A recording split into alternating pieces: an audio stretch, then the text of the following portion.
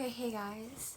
Okay, so the camera might be a little tilted, but biggest thing is just to listen. So what we're listening to is Clarice Being Spell's Trouble, the last chapter by Lauren Child. We're on chapter, sorry, what was it? Oh yeah, chapter 19. And this is page 181. I'm gonna take this off.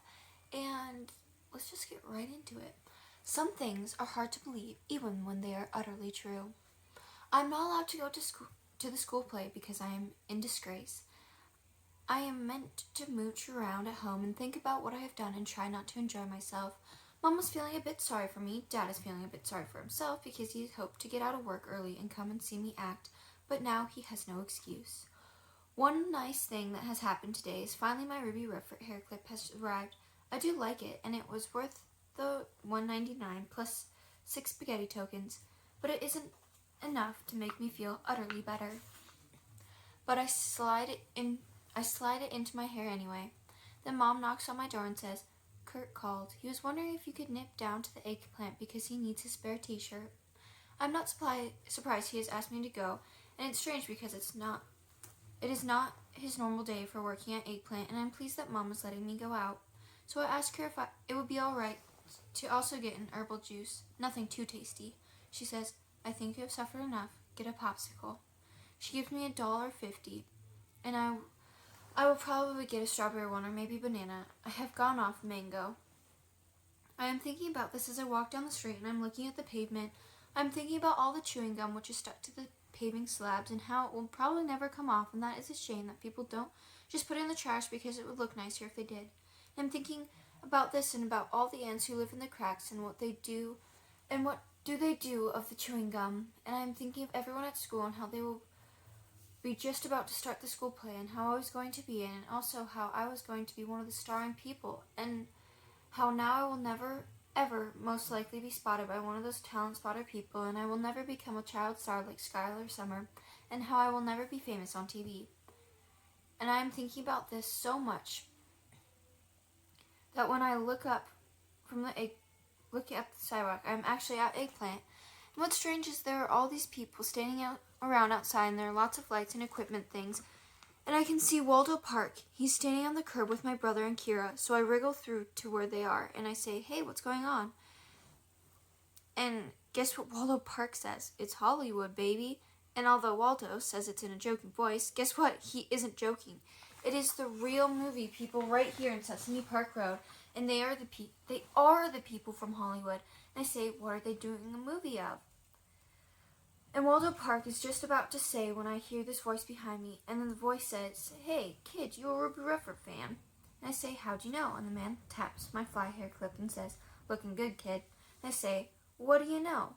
Which is something Ruby Redford herself would say, because guess who I'm talking to? Only Ruby's butler, Hitch. But it's not actually Hitch, of course. It's the actor of Hitch, George Conway. And I say, "Wow, are you filming Ruby Redford Hollywood movie right here in Sesame Park Road? I live on the street almost, and my brother works in this shop Eggplant, and I come here all the time nearly. Wow, I can't believe it." And you can see I can't stop talking a bit, like in this one episode of Ruby Redford when Clancy Crua has accidentally drunk a truth potion and he can't stop babbling. And that's what I am doing, babbling.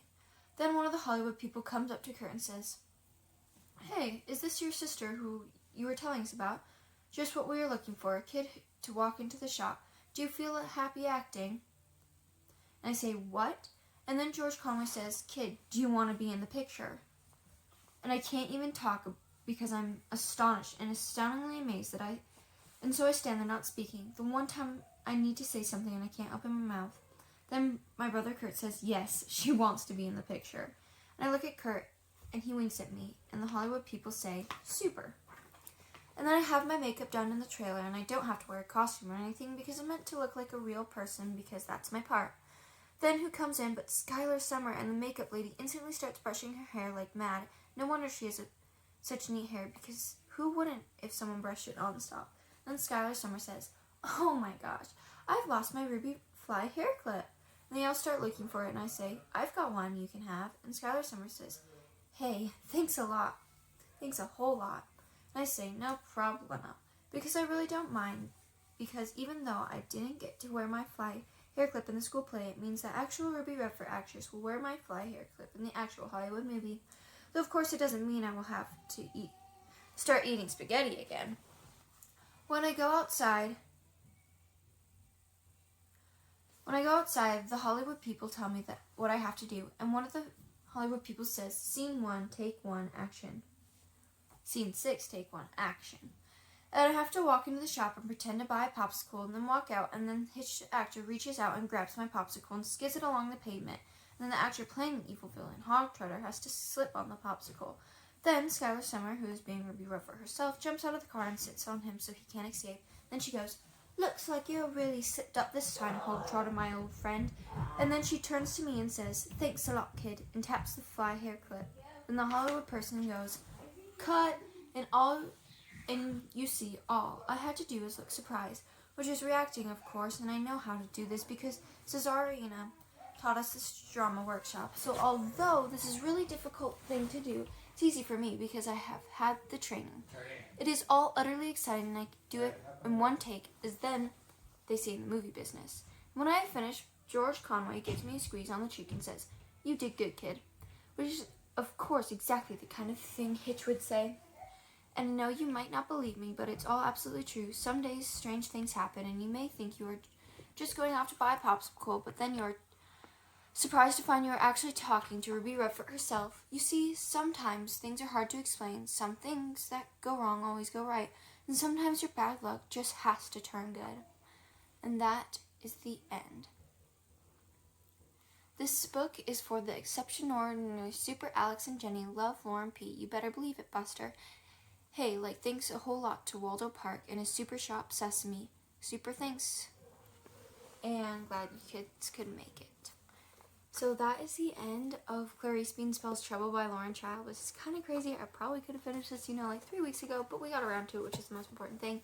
Thank you guys so much for joining me. This has been a journey, and I hope you guys like Clarice Bean and her story as much as I do. So keep exploring the worlds that books provide, and I'll see you guys for the next story. Bye!